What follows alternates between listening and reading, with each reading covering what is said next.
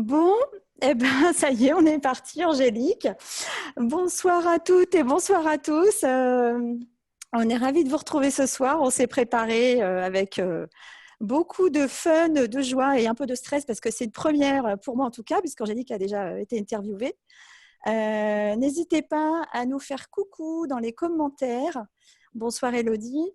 Je sais que Marilène et Nadine sont en ligne aussi. On va donc lire vos commentaires au fur et à mesure. On verra si on y répond de temps en temps ou à la fin en fonction de la façon dont les choses se déroulent.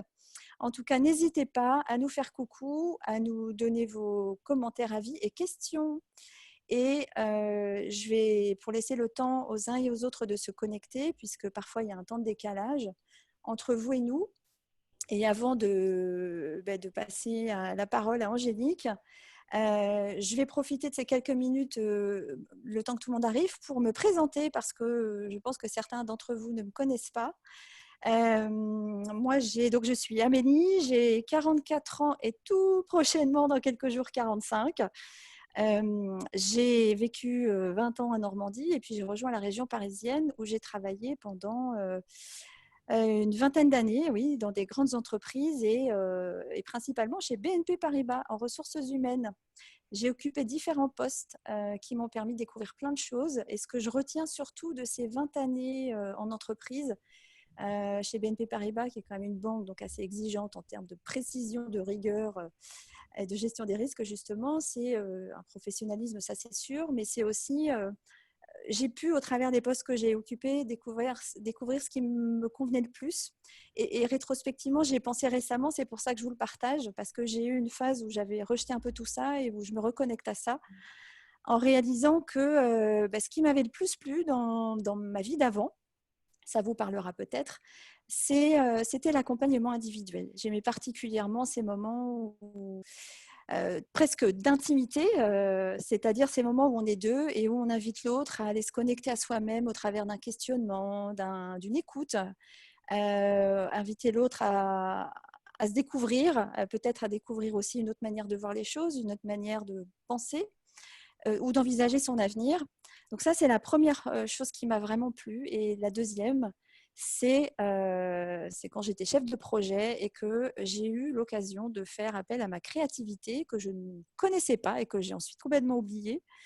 Et notamment au travers de postes qui me permettaient d'être vraiment le pivot central de différents acteurs dans l'entreprise et de faire le lien entre ces personnes, entre les différentes activités, toujours avec un souci du partage de l'information utile, du partage des bonnes pratiques.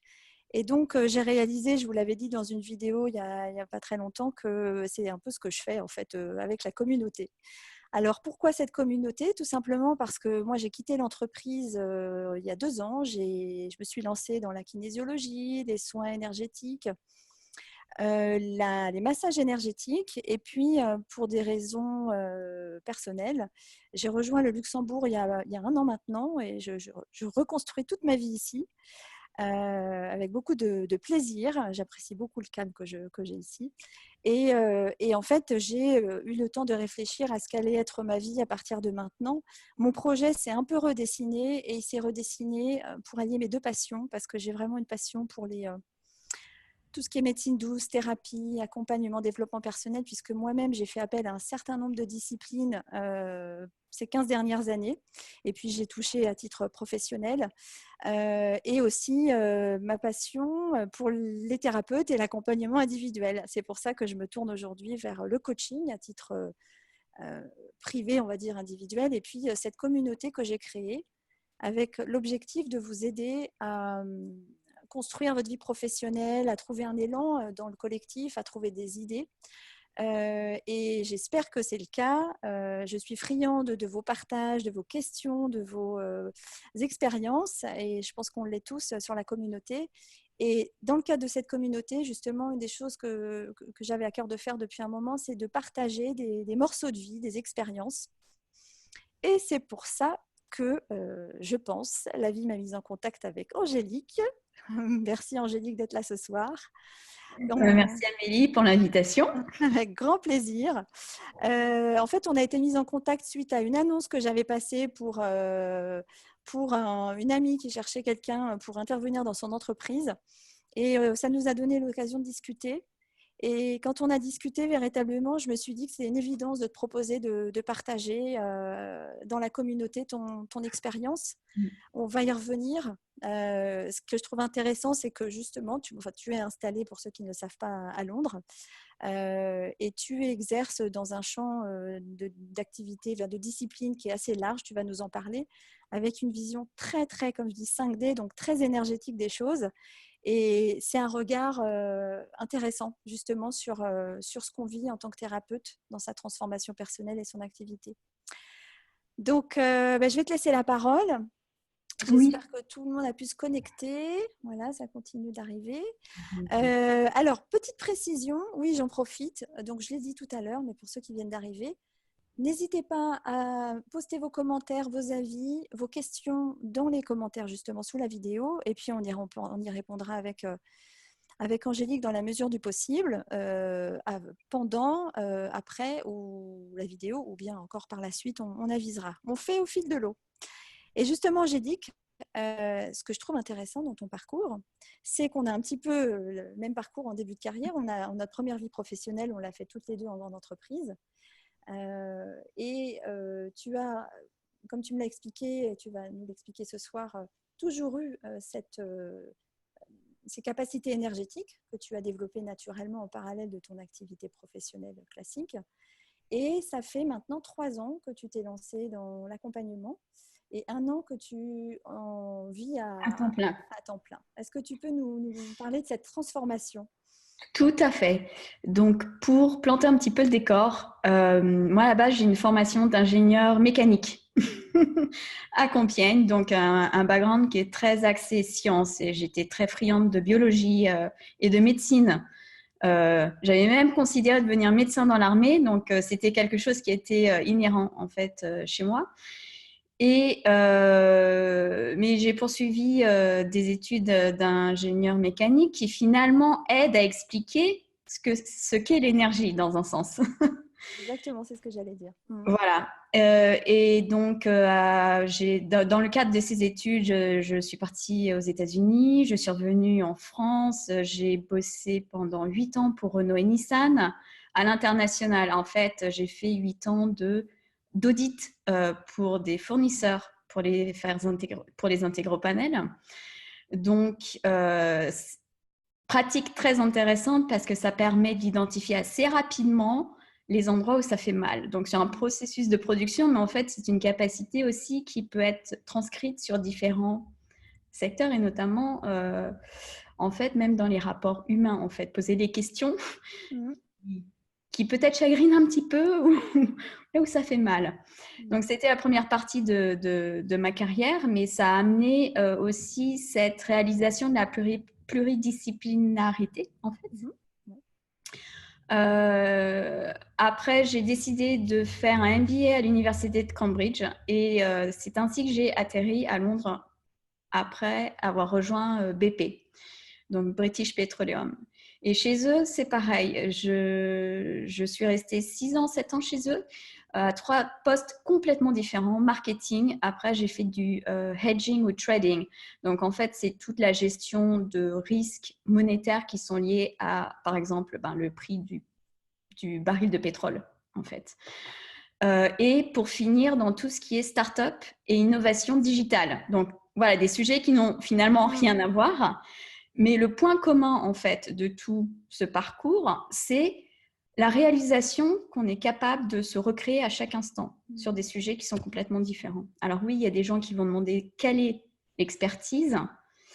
La mienne, en fait, c'est mon adaptabilité à me créer à partir de zéro sur des sujets que je ne connais pas, en très peu de temps. Et en parallèle de tout ça, en fait, ce qui s'est passé, c'est que mes sens énergétiques se sont fortement développés. J'avais cette peut-être capacité à calmer naturellement les gens. Et aussi quand ils ne se sentaient pas forcément très bien à les soulager. Mais je n'étais pas forcément extrêmement consciente de l'impact que ça pouvait avoir, à part depuis 5 ans, où en fait ça s'est manifesté extrêmement à l'extérieur en fait. C'est quelque chose que tu as recherché ou c'est venu tout seul? Non, ça s'est complètement, et pour être extrêmement ouverte, ça s'est complètement embrasé à la suite d'une rupture sentimentale. Et la raison pour laquelle ça arrive comme ça, c'est qu'énergétiquement, beaucoup finalement, la majorité des corps énergétiques sont liés aussi à l'ouverture du cœur.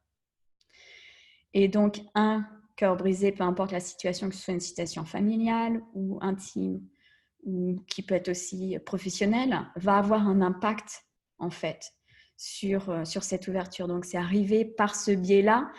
Et c'est devenu presque une obsession, dans un sens. Donc, je menais ma carrière. Donc, à l'époque, j'étais dans le trading. Donc, je continuais ma carrière normale. Les soirs et le week-end, en fait, j'étais complètement absorbée par cette nouvelle dimension de moi-même, en fait, que j'appréhendais consciemment maintenant. Et puis... Tu as appréhendé par des formations ou par Oui. intuitivement des exercices que tu faisais pour toi-même? Alors, j'avais fait une formation de Reiki de base, Usui, sauf que je ne suis pas forcément tombée sur un bon enseignant. Mais ça a été très, comment dire, c'était une bonne leçon pour moi parce que moi-même, j'enseigne d'autres types de méthodes énergétiques. Donc, ça m'a montré ce que je ne voulais pas donner. Voilà, ça a cette vertu, oui. Voilà. Et à Londres, en fait, il y a une, comment dire, il y a beaucoup d'ateliers sur différentes pratiques spirituelles qui sont, qui sont à portée de main, peut-être beaucoup plus qu'en France et à Paris. Parce qu'eux, ils ont ce qu'ils appellent les églises spirituelles depuis au moins une centaine d'années, en fait, où ils pratiquent finalement tout ce qui est vraiment soin énergétique, contact un petit peu plus ésotérique, mediumship. D'accord. Donc, dans un sens, c'est un énorme terrain de jeu, ouais. En fait.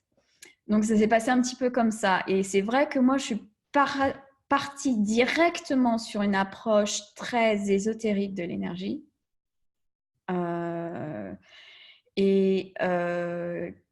Par la suite, en fait, je me suis dit qu'il fallait apporter un cadre qui pouvait parler à d'autres personnes, sans forcément emprunter les terminologies qui pouvaient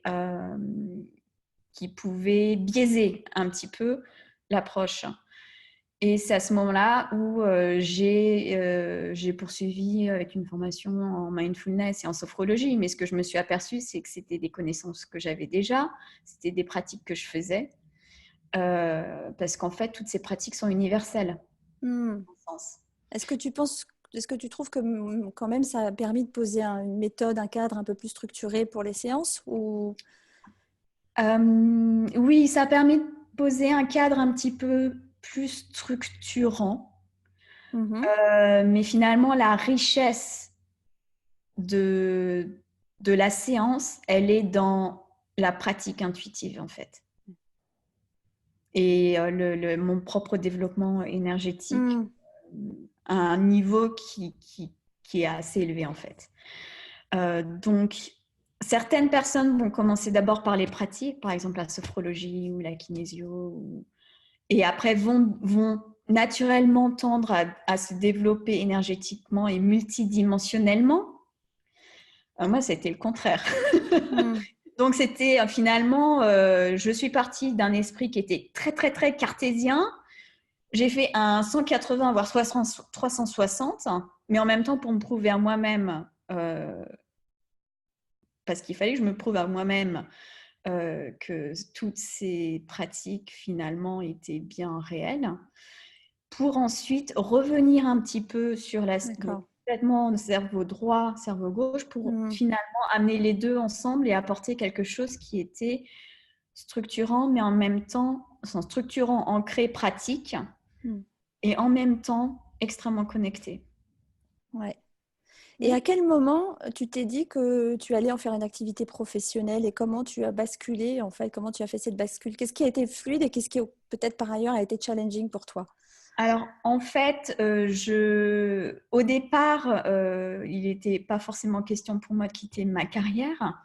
Je me suis dit que je pouvais utiliser finalement, j'ai mis en pratique ce que je faisais en séance individuelle dans le cadre du travail, c'est-à-dire dans la façon dont je gérais mes équipes, dans la créativité, pour tout ce qui est créativité, surtout quand on parle d'innovation digitale et de tout ce qui est entrepreneuriat, start-up.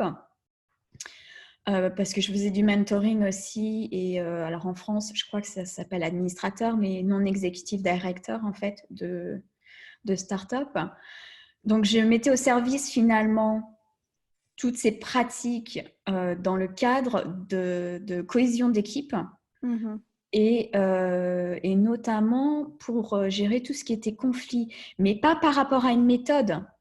Parce que, alors moi, les méthodes, j'ai un peu de mal avec, finalement, maintenant, avec les méthodes, parce que c'est beaucoup plus facile pour moi de sentir et de lire une personne et d'aller directement parler franchement, enfin, franchement, mais avec diplomatie tout de même, sur certains sujets.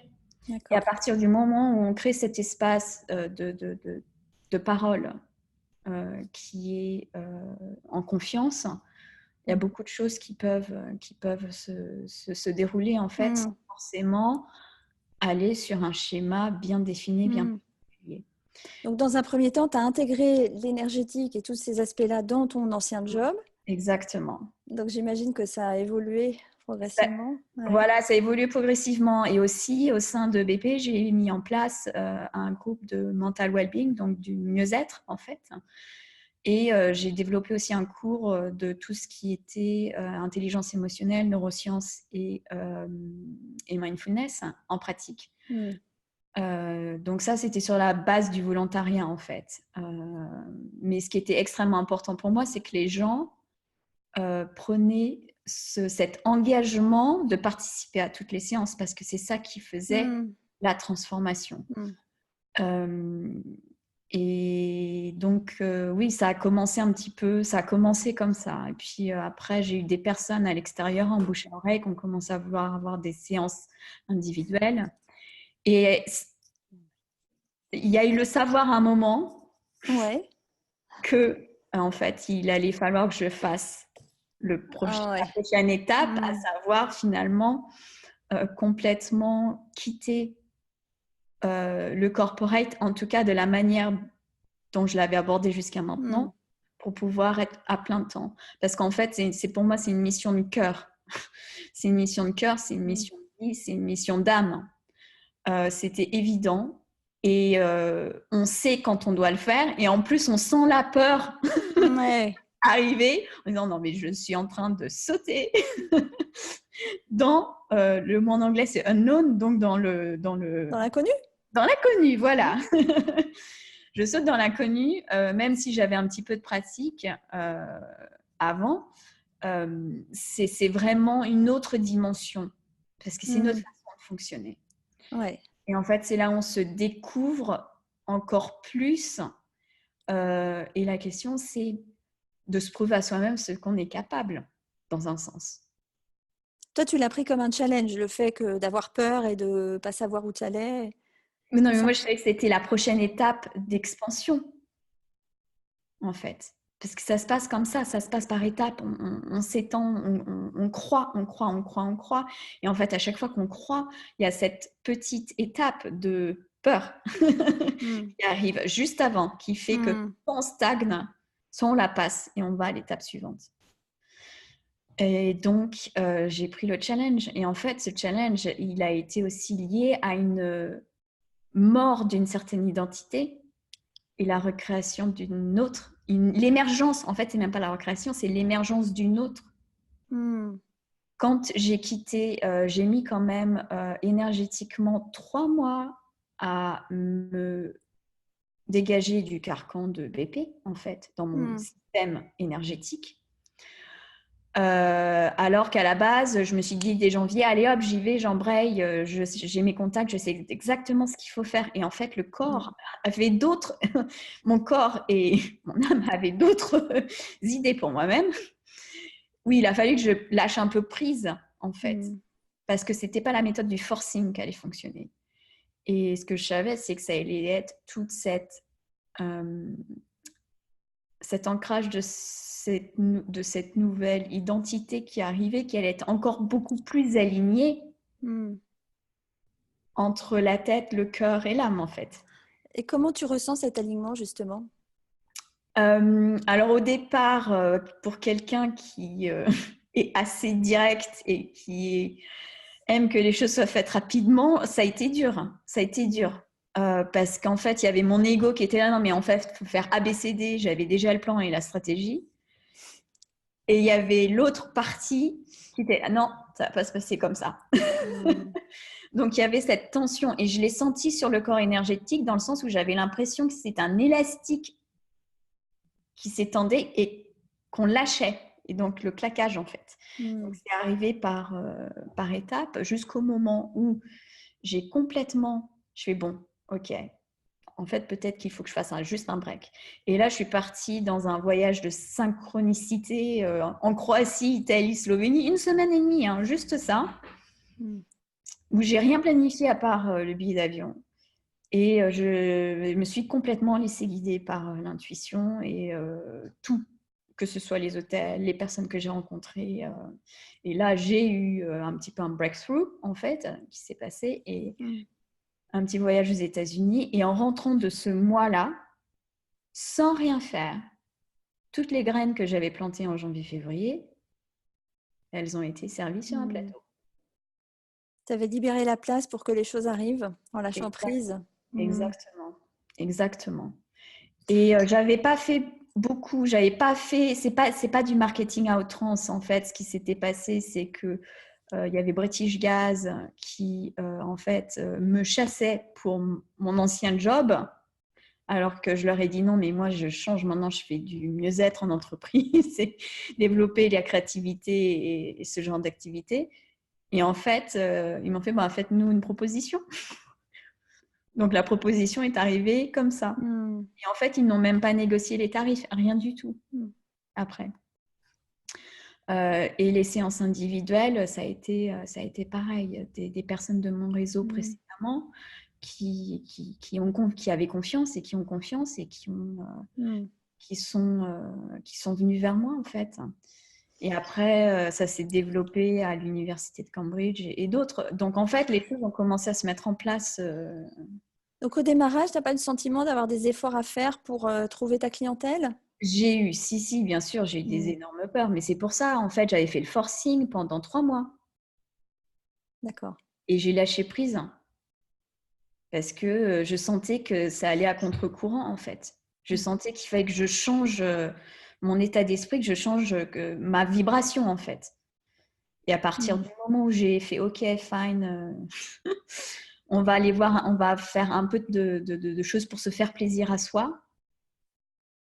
Et c'est là où les choses sont déclenchées. Alors, c'est assez intéressant parce que ça, cette notion de vibration, je le connaissais. Je le savais avant. Mais là, c'était vu qu'il n'y avait pas d'autres activités distrayantes. En fait, on est vite fait d'être obsédé par son business. 24 heures sur 24, 7 jours sur 7. Et notamment par rapport aux histoires aussi d'argent. Et résultat, ce qui se passe, c'est qu'énergétiquement,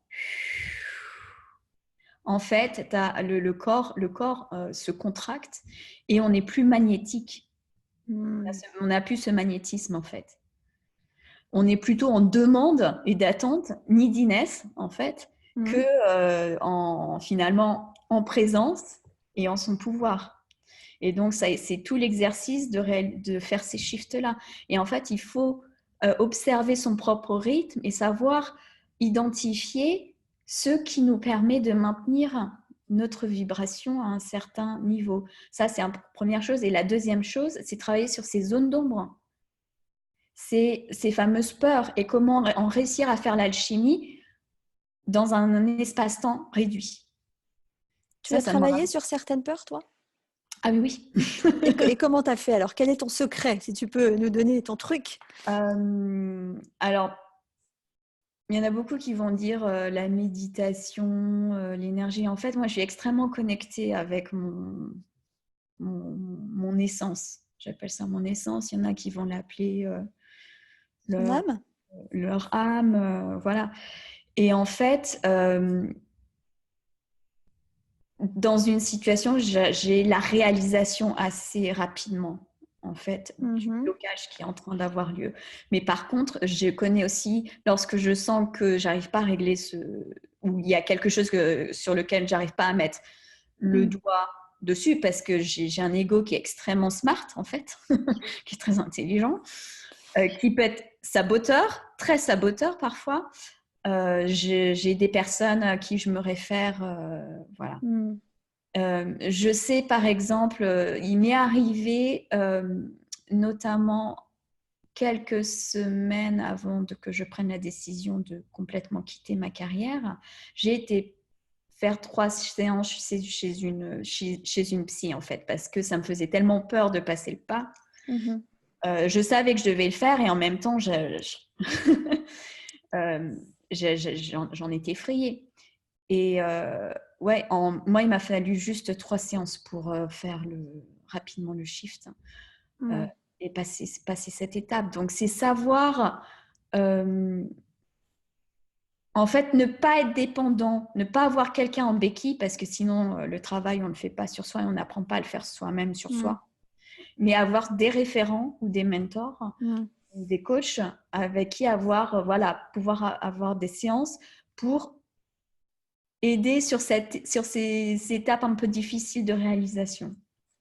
Mais en t'écoutant, ce que j'entends surtout, c'est la capacité que tu as à te connecter à toi-même et à ton intuition, qui peut être difficile à faire quand on est justement sous la pression financière, sous la pression, la surcharge entre la famille, comment dire, son activité à mettre en place. Est-ce que tu aurais des conseils à ce niveau-là sur comment arriver à se retrouver soi? Il y a bien sûr, comme tu l'as dit, je l'ai vécu, donc j'en témoigne, faire un break et partir hors de son cadre de référence à l'étranger et lâcher prise et laisser faire les choses. Et quand on est dans un quotidien où on ne peut pas faire ça, qu'est-ce qu'on peut faire? En fait, moi, quand on dit quand on est dans un quotidien qu'on ne peut pas faire ça, en fait, les exemples que j'utilise quand je fais les formations en entreprise, parce que même quand on bosse en entreprise, et j'arrive le matin, il est 8h, j'ai mon agenda qui est blindé avec des réunions, je pars, il est 6h30 ou 7h. Voilà, en disant j'ai pas un moment pour moi. Ben si, en fait, justement, c'est les gens qui me disent qu'ils n'ont pas un moment pour eux qui ont en fait des temps pour eux. C'est toute une histoire de priorité et de savoir dire non aussi. Et de savoir, en fait, c'est déterminer ses limites dans la journée. C'est devenir responsable de son agenda. Et moi, je sais aussi parfois faire des choses complètement illogiques en disant, par exemple, s'il y a 2 réunions à suivre où on sait qu'il y en a une qui est un peu lourde et l'autre où on a besoin de vraiment faire un shift, et ben déjà annoncer à la base en arrivant à la réunion que vous partir 5 minutes à l'avance parce que vous avez une contrainte. Et voilà, ça laisse un espèce de 5 minutes de break pour se recentrer pour aller à l'étape suivante. En tant que thérapeute aussi à la maison, et moi je l'ai vu, parfois des journées où on sent que l'énergie collective, parce que l'énergie collective a un impact sur chaque individu. Et il y a des journées qui vont être beaucoup plus dures que d'autres. Et moi, dans ces cas-là, déjà, j'arrive à l'identifier le matin ou en cours de la journée. Et je m'assure pour le coup de réussir à aller faire un tour dehors, même si c'est le tour du pâté de maison, le parc d'à côté, mettre une musique ou la playlist qui me booste, danser comme 5 minutes. Mais voilà, c'est des choses qui vont faire résonner ou parler à quelqu'un, envoyer un message à quelqu'un d'autre, des choses simples qui vont pas forcément prendre 3 heures en fait. Mais Je suis c'est assez d'accord, ouais. identifier tous ces petits moments qui permettent de faire un shift. Et parfois, il faut savoir se dire aujourd'hui, c'est une journée de merde. Ça Voilà, arrive. ça arrive. Donc, ouais. Et je vais revenir un petit peu sur la notion d'identité de thérapeute. Ce qui m'a frappé, moi, quand j'ai vu ton site web, qui est en anglais, hein, Oui. et quand on a discuté, c'est que tu assumes complètement le fait que tu es très orienté business, 3D concret, et ton ouverture à l'énergétique. Alors, c'est quelque chose qui est moins évident en France, on va dire. Ouais. Mais au-delà de cette caractéristique, comment dire, culturelle, j'imagine que celle que tu annonçais être d'un point de vue thérapeutique, enfin, en tant que profession il y a 3 ans, c'est pas la même qu'aujourd'hui, ça sera pas la même que dans 6 mois, 3 ans. Ouais. Comment tu fais pour arriver à assumer en fait ces changements et à les annoncer? Comment tu vis ça? Alors en fait, oui, pour un petit peu pour les personnes qui nous écoutent, quand aux US, particulièrement aux US, un peu plus en Angleterre, c'est vrai que les coachs, les high-flying coachs, sont des personnes qui canalisent, sont des personnes qui ont une connexion énergétique très élevée en fait. Et ils s'en cachent pas, alors qu'en France, on s'en cache encore beaucoup. Et enfin, à Londres, moi j'en connais quelques-uns aussi qui, enfin voilà, c'est des coachs niveau CEO en fait. Hein. Et en fait, au départ, moi je m'en cachais parce que j'étais engluée dans aussi ces idées préconçues françaises. Donc, je ne parlais que de, oui, je fais donc de la médecine tibétaine, je fais des massages un petit peu énergétiques, mais je ne mentionnais pas la multidimensionnalité, je ne mentionnais pas tout ce genre de choses en fait. Et il a fallu que je fasse la paix avec moi-même parce que le truc, c'est que pour que mon énergie et ma présence soient alignées avec mon potentiel, avec finalement les personnes que je suis venue aider sur leur cheminement. Donc, j'assume complètement toutes ces facettes. Et il n'y a pas d'autre façon, parce que sinon, c'est un blocage énergétique.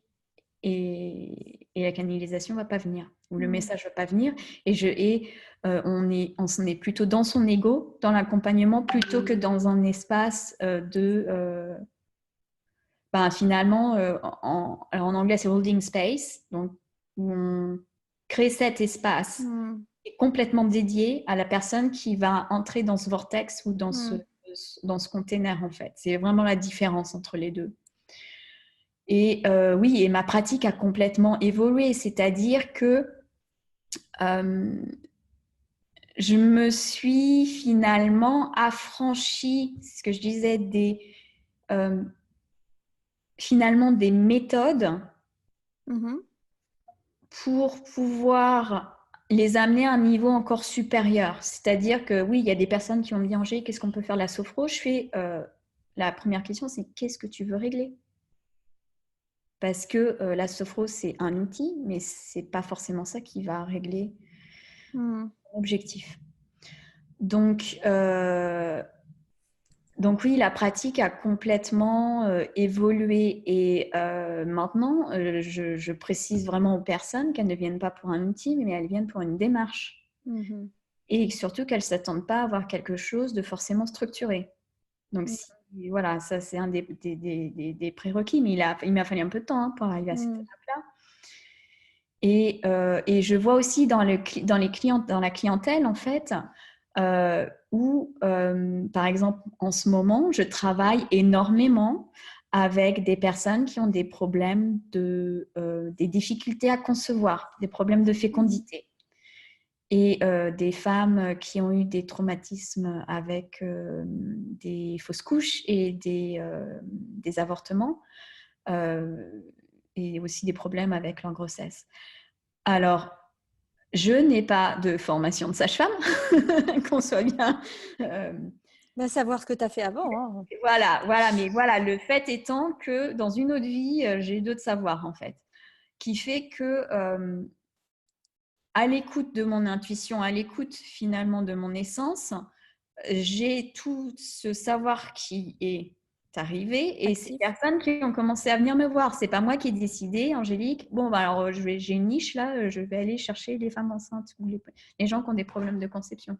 Non, pas du tout. Oui. Mais moi, je fais non, mais qui suis-je pour aller dire que je fais ce type de travail? Donc là, c'était mon ego, c'était mon saboteur, hein, complètement. Et c'est là où il faut avoir confiance dans la direction qui nous est donnée. L'étape 6 mois après, c'est que maintenant, j'en suis à aider, là, les choses qui viennent de se passer ces 2 dernières semaines, les couples, dans leur interaction et dans leur intimité, énergétiquement. Parce que ça permet de se dégager de l'aspect mental, de les reconnecter au corps et en fait, ça a réussi à régler les problèmes d'interaction un petit peu plus facilement. Ouais. Mais en même temps, j'ai des personnes qui viennent me voir pour leur progression de carrière. Un truc qui n'a rien à voir. D'accord. Donc, finalement, moi, je suis ouverte, mais c'est vrai que je suis très multidisciplinaire dans ce que je fais. Ouais, à la base. À la base. Et ça fait partie de mes caractéristiques. Donc, je peux accueillir à peu près n'importe quel type de... Tu acceptes de laisser venir, en fait. J'accepte Ça, de laisser toujours. venir, tout à fait. Ouais. Est-ce que tu estimes que tu es en réussite aujourd'hui en tant que thérapeute? Parce que tu m'as dit que tu en vis depuis, à temps plein depuis 1 an, c'est ça? Oui. Ouais. Alors, je dirais que par rapport à mon objectif initial, peut-être que non, parce que ça, c'est mon ego qui parle. En disant, oui, non, mais moi, je voulais être là, je suis hyper perfectionniste. Mais d'un point de vue cheminement, honnêtement et franchement, c'est oui. Il y a 1 an, on m'aurait dit que je serais en train de faire ce que je suis en train de faire aujourd'hui. Je ne l'aurais pas imaginé, en fait. Parce que c'est vrai, une des questions qui est posée, c'est comment après on se fait connaître, comment. Et moi, c'est vrai que la majorité de finalement ce qui s'est passé, ça a été du bouche à oreille, ça a été des circonstances, des discussions. Donc en fait, c'est extrêmement important de parler de ces activités autour de toi, mais pas forcément pour les vendre. Écouter les gens en fait dans leurs problématiques, parce que ça va amener des questions et ça va amener voilà, des discussions intéressantes en fait. S'ouvrir sans ouais. attendre de résultats particuliers. Exactement. Et naturellement, si on est aligné, les choses vont venir, c'est ça? Exactement. Moi, je discute généralement avec les gens avec qui je suis. Bon, là, c'était l'Eurostar pour faire Paris-Londres, mais dans l'avion, dans le RER. Et en fait, on découvre quand j'attends mon métro le matin,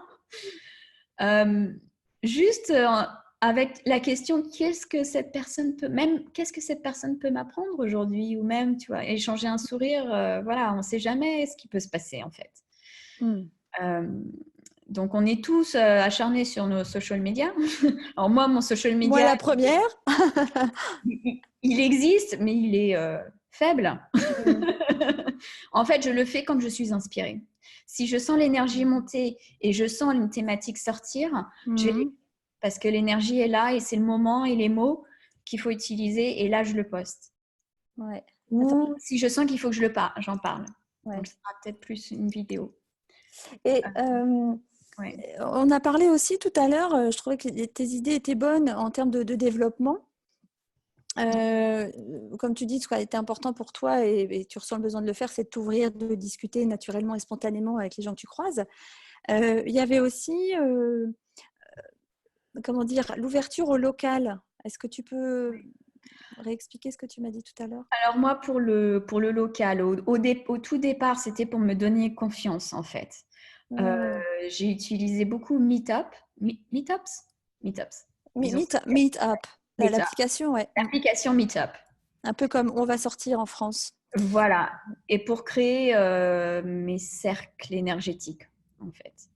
Oui, Des activités de groupe que tu as Les faites. activités de groupe, ça c'était au tout départ pour me donner un petit boost en fait.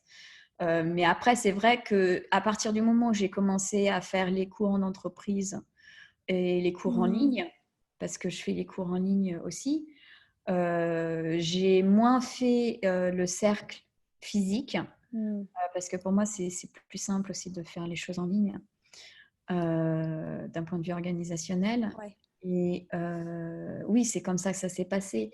Et surtout aller échanger aussi avec d'autres thérapeutes complémentaires Ouais. qui sont dans le coin, en fait. Donc, Oui, et on parlait aussi des associations, de tout ce qui se passe à la mairie, même si c'est des démarches bénévoles au départ. L'idée, c'est pas que de faire que ça. J'ai non. une amie qui se reconnaîtra, Patricia, qui elle est plus orientée animaux et qui va proposer ses services ou l'a déjà fait auprès de la SPA, par exemple.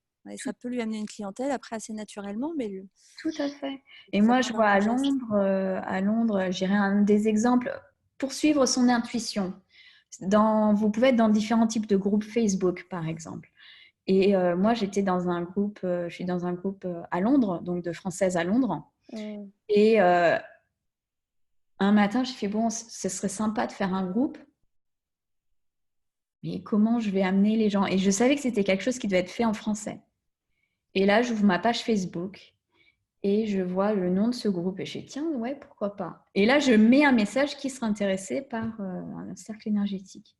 Mais voilà, le truc complètement spontané, pas du tout programmé. 60 personnes qui répondent. Premier groupe créé, 60 personnes sur Londres. Et ton intention au départ, c'était pas de faire de l'argent? Non, l'intention au départ, c'était pas de faire de l'argent. C'était pour voilà, ouvrir un petit peu plus. Et notamment, je parlais du Angélique Reiki, qui a un niveau multidimensionnel et énergétique qui est beaucoup plus élevé que le UCI, qui intègre le UCI, mais qui est beaucoup plus élevé. Parce qu'il n'est pas du tout connu en France. Je crois que maintenant, j'étais la première. C'est connu partout dans le monde, mais pas en France. On appelle ça les soins angéliques ici, je crois. Ouais, mais en fait, là, c'est vraiment différent parce que c'est pas les trucs à la Doreen Virtue, en fait. C'est un aspect qui est très métaphysique de ces fréquences. Donc, on va même encore plus loin, en fait, dans l'intégration. D'accord. Ouais, mais ça, on pourrait en parler un autre moment. Et donc, ça a commencé comme ça, en fait. J'avais fait une petite séance gâteau thé chez moi qui s'est répété un petit peu plus à la suite. Donc, c'est comme ça qu'il y a eu un petit peu de monde. Et je pense que là, on en revient à la créativité qu'on peut s'autoriser à avoir. Je suis la première à le redécouvrir. J'oublie par moments, comme tout le monde. Tu as mené ces actions spontanées qui ont ouvert des choses. Je pense à mon amie dont j'ai parlé, Patricia, coucou Patricia, qui s'est proposée auprès de la SPA. Et une autre amie, Nadine, qui organise des sophro-balades dans la campagne marseillaise. Et au départ de façon tout à fait bénévole, mais c'est aussi important, je pense, et je reviens à la notion de plaisir, de se faire plaisir. Oui. À un moment donné, en donnant, on finit par recevoir. C'est ce que C'est la notion. Alors là, le point qui est extrêmement important, c'est la notion de plaisir, parce qu'il y en a qui vont automatiquement avec l'intention. Je donne, donc je vais recevoir. J'y vais, mais donc forcément, je vais avoir quelques personnes qui vont venir me voir et me demander des choses professionnellement. Oui, l'énergie, elle est biaisée là. Hein. Alors que faire quelque chose vraiment avec le cœur. Avec le cœur, finalement. Oui, alors oui, arrive aussi le point en disant, oui, bon, à un moment, il faut faire du business, il faut faire rentrer les sous. Hein. Quand même, on va y venir. Et là aussi, ce rapport à l'argent est une énergie. Sauf que l'énergie, généralement, auquel il faut faire attention, c'est quel est votre rapport, quelle est votre relation énergétique à l'argent. Est-ce qu'elle a beaucoup de zones d'ombre? Est-ce qu'elle est lourde ou est-ce qu'elle est plutôt légère? Parce qu'en fait, finalement, c'est assez simple. Moi, je vois dans les manifestations qu'il y a autour de moi, j'arrive à manifester des billets en rab ou gratuit, je me fais inviter dans des concerts qui sont sold out. Ça me fait marrer. Ça m'est arrivé Sympa. 3 fois le mois dernier. Entre autres, hein, en exemple. Mais à partir du moment, pareil, on a besoin d'argent, il y a plusieurs manières de manifester de l'argent, en fait, dans sa vie. Donc, c'est aussi être un petit peu ouvert à la façon dont l'argent arrive et vient. Et en fait, finalement, il faut développer une relation amoureuse. Il faut flirter avec l'argent. Tu prends un billet, tu lui fais des bisous, c'est ça? C'est comme, en fait, toute relation, en fait, c'est comme un homme et une femme. C'est le magnétisme. Plus tu courras et plus tu seras dans une... J'ai besoin d'argent, et moins il viendra. En fait.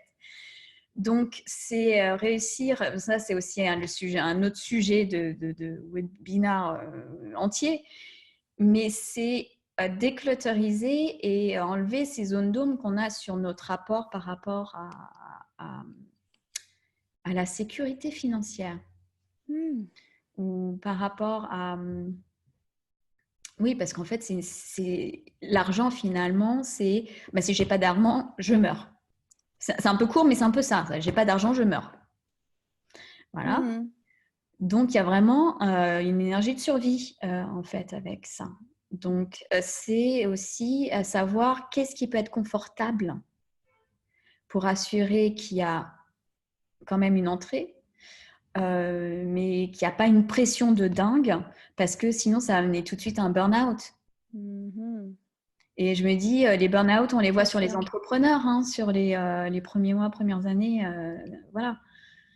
Et encore plus pour des thérapeutes qui sont dans le mieux-être. C'est comment voulez-vous apporter du mieux-être aux autres si vous-même n'êtes pas dans un espace? Oui, j'en témoigne hein, pour l'avoir vécu. C'est-à-dire que moi, quand je m'étais lancée il y a 2 ans, j'avais une grosse pression financière. Ouais.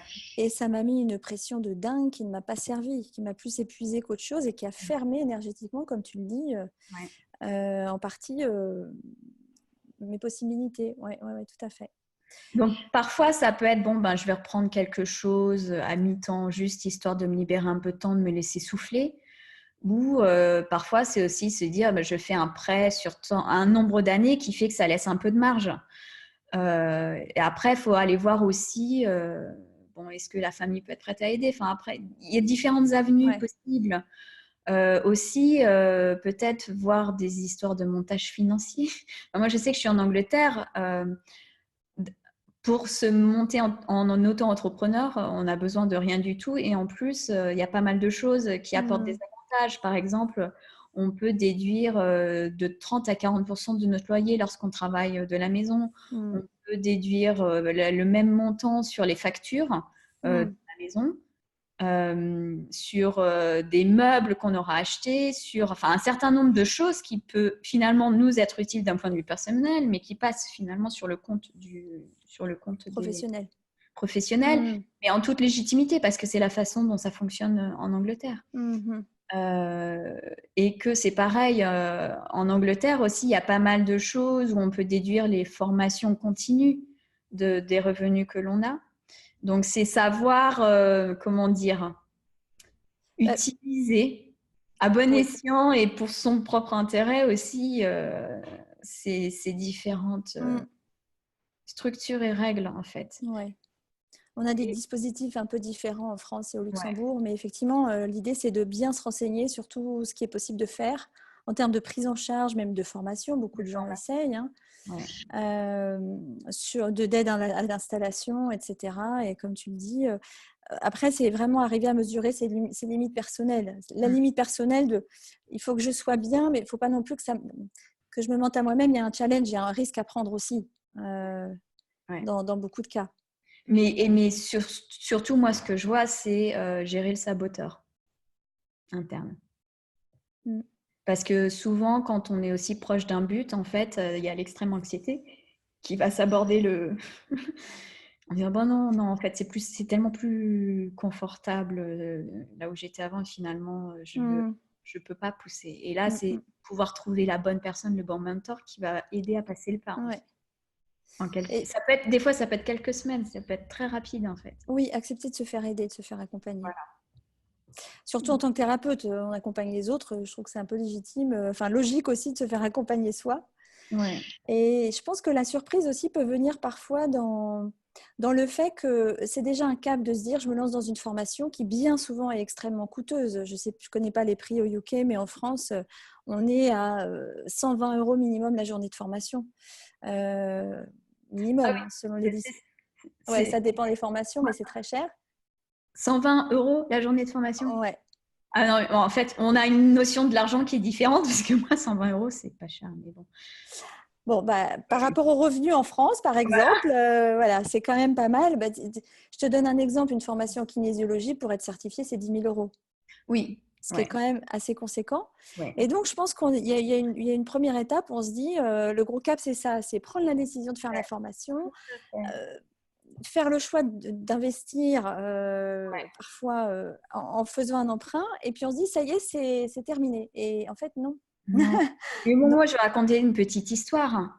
Quand j'ai fait mon MBA à Cambridge, un MBA, ça coûte quand même 40 000, hein, et il faut rajouter le coût de la vie pendant un an. Je quittais Renault, mais à l'époque, il n'y avait pas de plan de départ, en fait. Et j'avais quand même demandé le fonds GESIF, parce que j'avais des amis qui avaient fait en part-time, et au moins, ne serait-ce que pour avoir un petit truc, quoi. Rien, rien, rien. J'ai quand même eu une mini bourse de la part de Cambridge.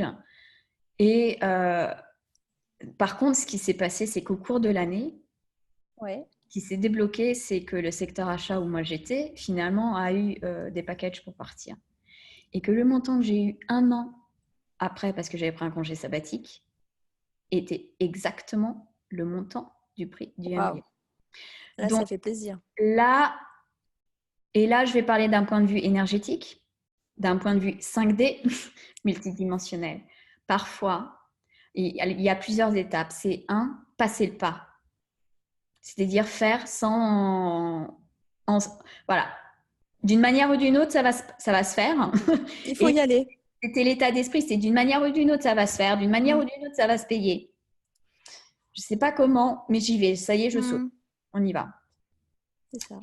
Et c'est ce focus, en fait, cette énergie de focus aussi. Et de croire en soi c'est ça, c'est se croire capable de. Mm. Faire confiance à la vie, mais ça se travaille, hein, la foi aussi. Ça se travaille parce que c'est en faisant là c'était assez simple, c'était confortable pour moi parce que je pouvais retourner chez Renault ou partir chez BP. Enfin voilà, Mm. c'était vraiment confortable. J'avais pas finalement d'enjeu.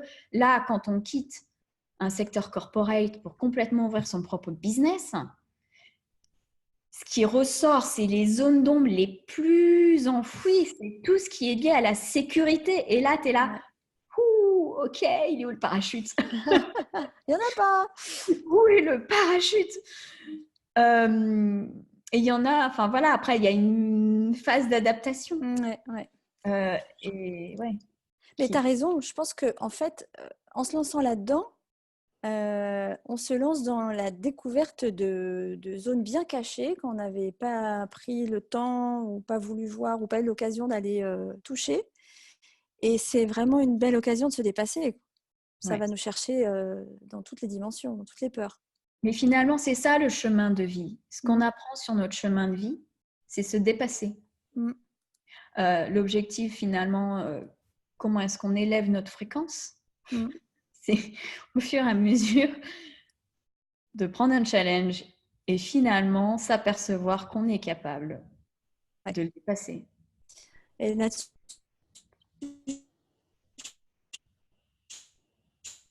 Ah, ça bloque un peu. bloque. C'est bon, Amélie? Bah oui, Ah oui, moi ça bloque pas. ça c'est Frisé. freezé. Désolée, Ok, désolée pour mon non, anglais. bah, pas de souci. J'espère que tout le monde voit. Alors je vais retourner parce que hop, je vais retourner voir si c'est ok. Je vais demander. Voilà, elle vient de mettre que ça coupe. Ça Euh, va couper juste quelques ah, secondes. c'est bon là. Heureusement qu'on a nos chers participants. On va voir. Ouais. On va voir. Ok. Tu as déjà abordé pas mal de sujets et au travers de ça, les conseils que tu peux donner, toi, à partir de ton expérience. Alors, en termes d'accompagnement, tu accompagnes tout type de profil, hein, de ce que j'ai compris. Tu interviens bien en entreprise qu'auprès de particuliers. Est-ce que tu accompagnes des thérapeutes? Oui, en fait, ça m'est arrivé dernièrement. J'ai eu, donc dans ce qui est arrivé dernièrement, il y a une naturopathe et un autre énergéticien, en fait, qui dans les dernières personnes. Donc, alors, c'est deux cas bien différents. Donc, par rapport à l'énergéticien, ce qui s'est passé, c'est que lui a réussi à... Donc, on a confirmé finalement la voie. Et son expansion s'est réalisée par la réalisation de retraites aux États-Unis, alors qu'il est basé en UK. Donc, ça a été vraiment une grosse étape, une grosse dimension de pouvoir faire ça. Qu'est-ce que tu appelles son expansion? Juste une petite parenthèse. Alors, son expansion, c'est le fait de quitter la zone de confort d'un pays et d'aller dans un autre pays finalement, parce qu'en fait, il ne connaissait personne à la base. Donc, qui allait participer à ces retraites qu'il allait proposer. D'accord. Donc, vu qu'il n'est pas connu internationalement. Donc, ça a été ce challenge-là, en fait. D'accord. Donc, ça Qui lui a paraît permis d'aller se challenger, se dépasser. se Et du dépasser. coup, il s'est Exactement. expansé. Enfin, d'accord. Exactement. Et donc, finalement, il accroît. Mm. Et pareillement, ce à quoi il a accédé après énergétiquement était d'un autre niveau. Mm. Le cas de la naturopathe est un petit peu différent. Elle a finalement elle changé de voie. Parce qu'en fait, la naturopathie était un besoin plutôt personnel Mm. qu'un échange, en fait. Et donc, elle est partie voilà, sur quelque chose qui était différent. Mm. Mais les deux cas sont intéressants parce qu'en fait, c'est pareil. C'est pas il n'y a pas de mauvais chemin, il n'y a pas de mauvaise décision. Pour moi, ce sont des pièces du puzzle qui s'imbriquent et je pense qu'à un moment ou à un autre, elle reviendra à sa naturopathie, mais avec un autre angle, avec Une maturité. notre Ouais. maturité. Mm. On ne fait jamais rien par hasard. Et surtout quand on commence à regarder les années qui passent, on Mm. s'aperçoit que finalement, il y a une thématique, Mm. un puzzle qui se met en place. Ouais. Donc, oui, c'est... Oui. Il peut arriver effectivement à pas mal d'entre nous de commencer dans un domaine pensant que c'est le bon, et puis finalement de chercher un peu et de s'orienter sur un nouveau domaine, un autre domaine, et puis finalement ça évolue aussi dans le temps. Et c'est OK en fait, c'est ça qu'il faut se dire aussi. C'est pas parce que j'ai fait des cours de sophrologie Non. que je vais être sophrologue. Évidemment, le tout c'est de rebondir, mais on évolue comme tu disais, donc on n'est pas figé. Exactement. Moi, je sais que ça m'arrive aussi, je continue à faire du mentoring de start-up, en fait. Mais c'est vrai que je l'apporte une dimension différente parce que grosso modo, ce que je canalise, ça va être plutôt la stratégie et leur next step, en fait, Ouais. qui permettent alors de s'étendre. Mais oui, j'ai finalement, même dans mon cercle proche, il y en a beaucoup qui ont réintégré finalement un aspect corporate, mais ils l'ont réintégré d'une manière différente. Il n'y avait plus cette énergie de victime, en fait, du système. Parce que finalement, beaucoup d'entre nous, on quitte ce système parce qu'on se sent victime, on ne se sent pas apprécié. Enfin, voilà, il y a des grosses énergies.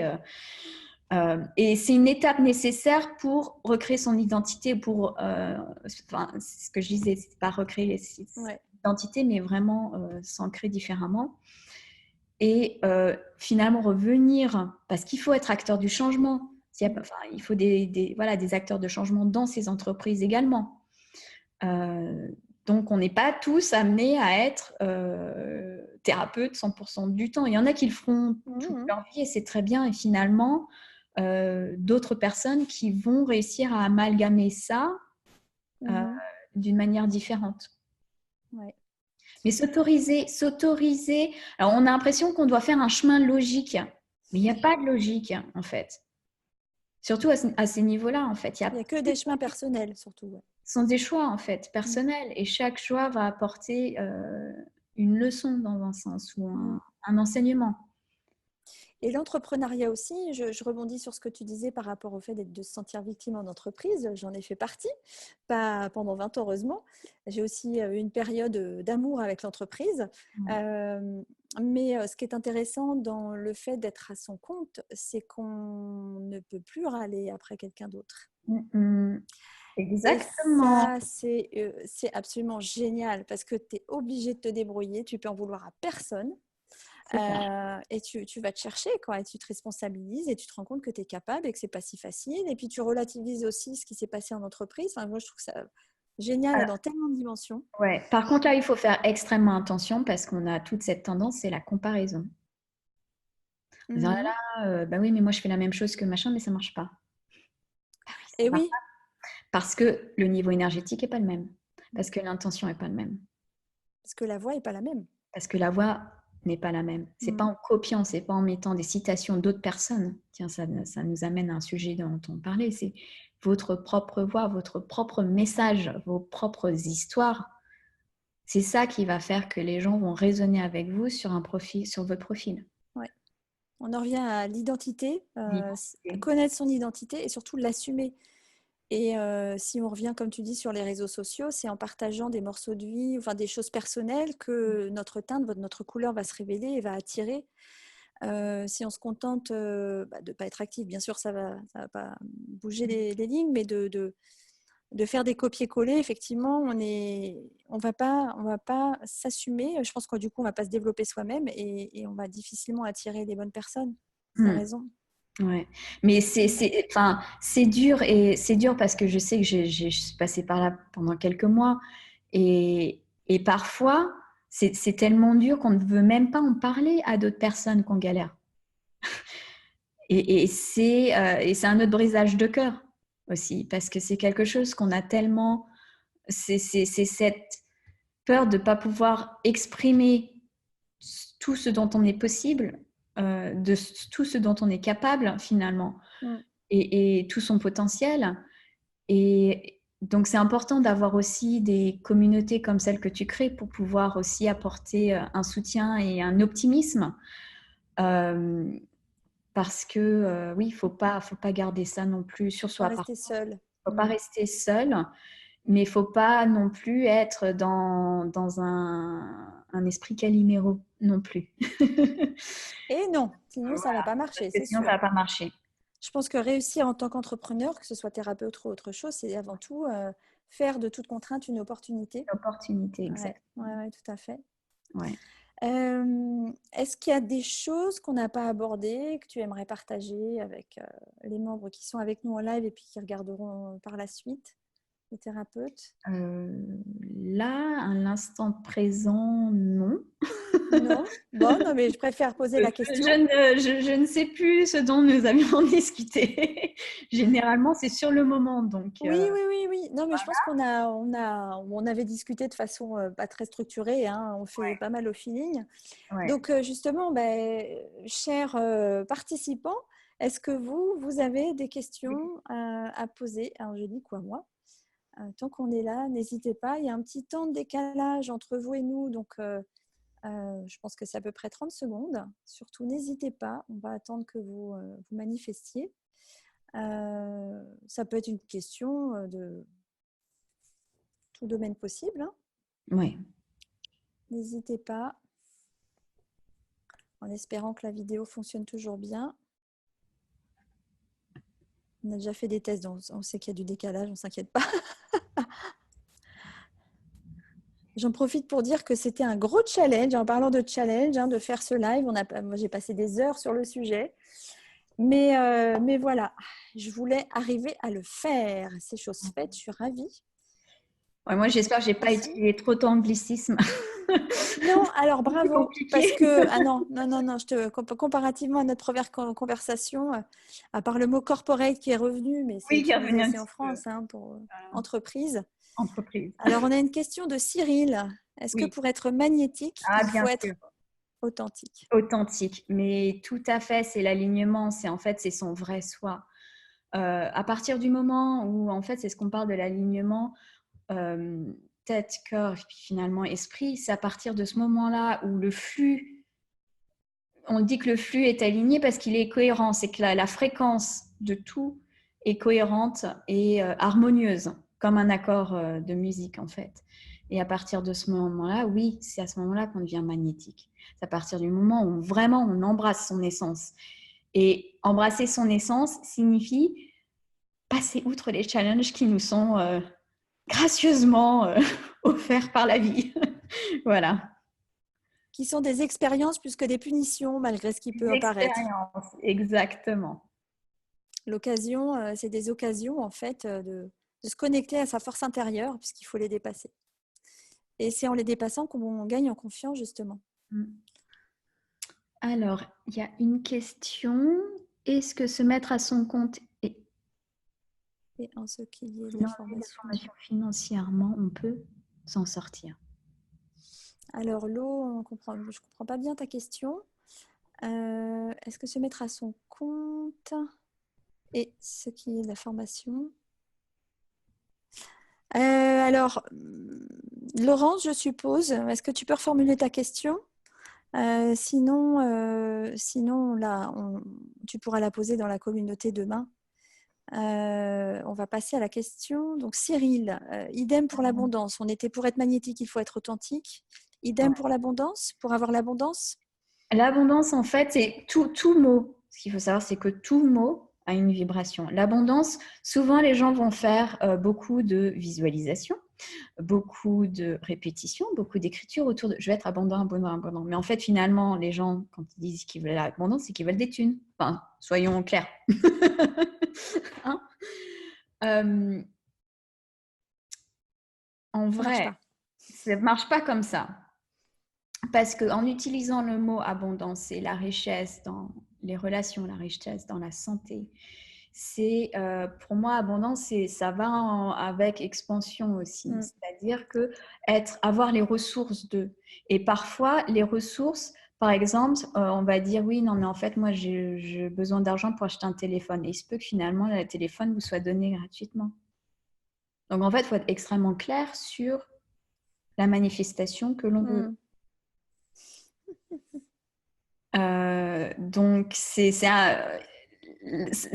pareil, on pourrait en discuter pendant très longtemps de ce sujet. Mais oui, c'est se sentir, et c'est pareil, un mot abondance, finalement, va résonner dans tout, finalement, les secteurs de la vie. Donc, finalement, quand on dit où est-ce que je suis abondant, où est-ce que je suis moins abondant, finalement, il faut regarder un petit peu tout.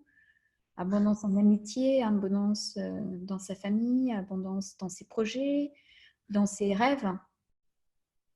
Alors, je te rejoins là-dessus. Mais alors, du coup, mon petit côté 3D reprend la main, là. L'argent. Imagine, je ne sais pas, moi, j'ai besoin de 3 000 € pour vivre. Je donne un chiffre au hasard. Oui. Alors, comment je fais? J'ai rien. Je commence. Quel est ton conseil?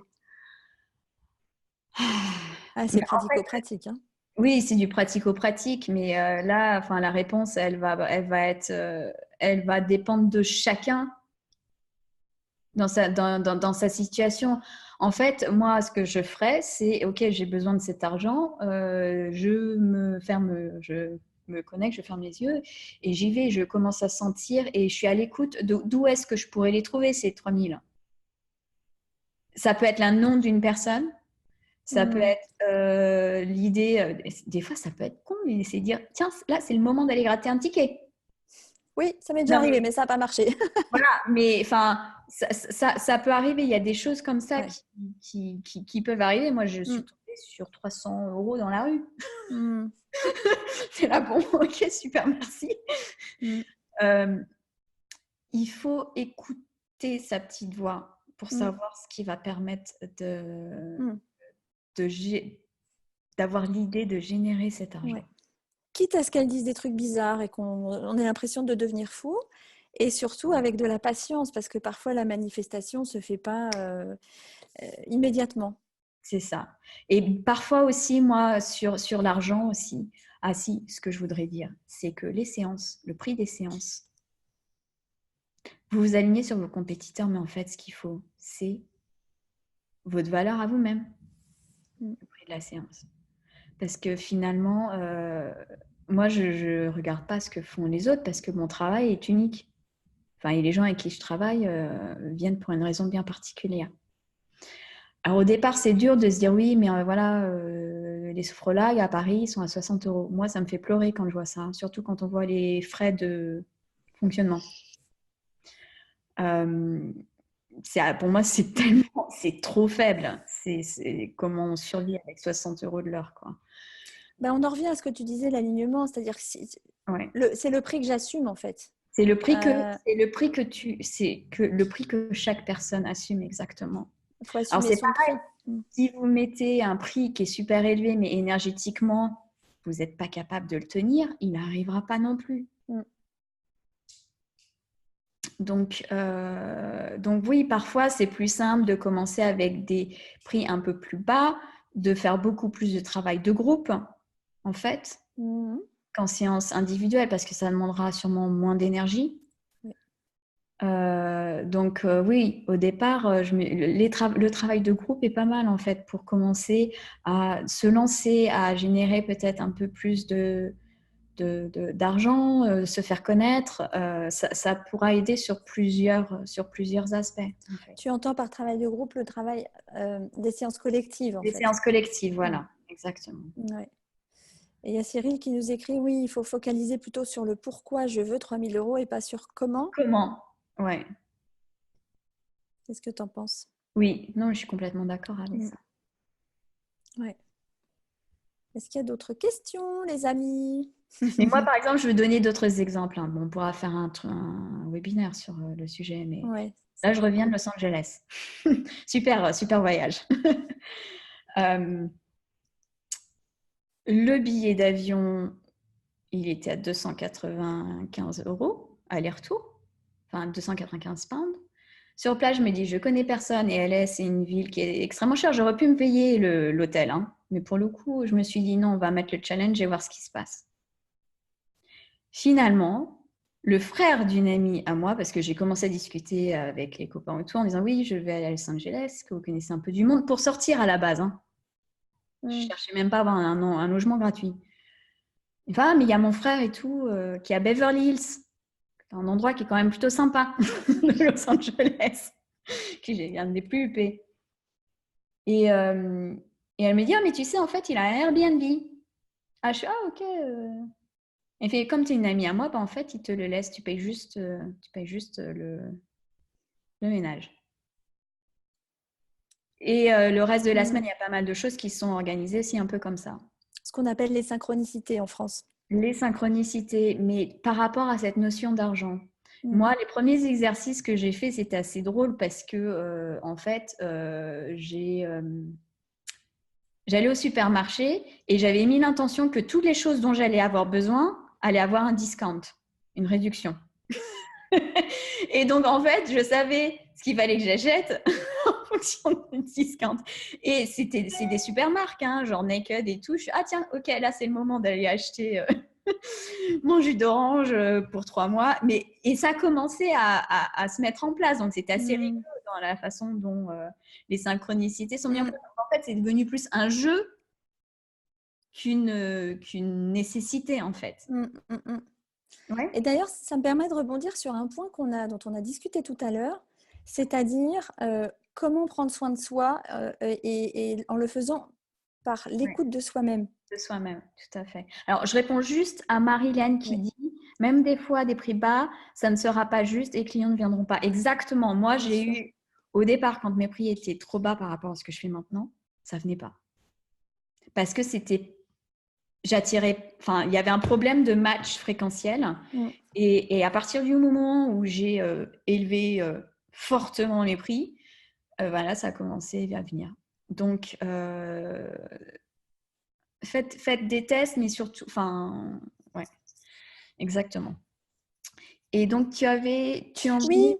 j'aimerais bien terminer là-dessus, à moins Ouais. qu'il y ait d'autres questions, mais c'est comment se connecter à soi, parce qu'on en revient à être aligné, à écouter son intuition, ça s'exerce, hein, ça se pratique, à moins d'être super connecté à la base.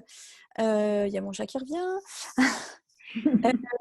Et par là même aussi, comment bien prendre soin de soi, parce qu'on en revenait au fait que tu t'écoutes dans tout ce que tu fais. Est-ce que tu peux nous expliquer ? Alors, dans un exemple particulier, et en plus, ça s'est passé quasi au tout début où j'ai vraiment été beaucoup plus consciente de ce qui se passait énergétiquement avec moi.